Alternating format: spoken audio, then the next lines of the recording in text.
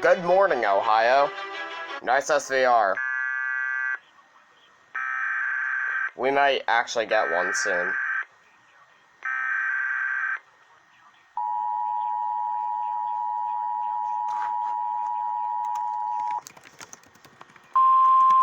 The National Weather Service in Wilmington has issued a severe thunderstorm warning for Champaign County, Logan County, Northern Clark County, Northeastern Auglaize County, Hardin County, Western Union County, Ohio, until noon.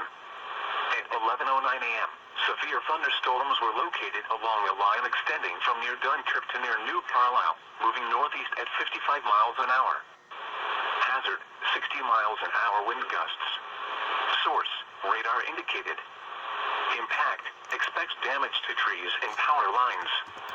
Locations impacted include Springfield, Bell Fountain, Urbana, Kenton, Ada, New Carlisle, St. Paris, West Liberty, Mechanicsburg, North Lewisburg, Forest, Russell's Point, DeGraff, Lakeview, Dunkirk, Alger, Waynefield, Bell Center, West Mansfield and Chippewa Park.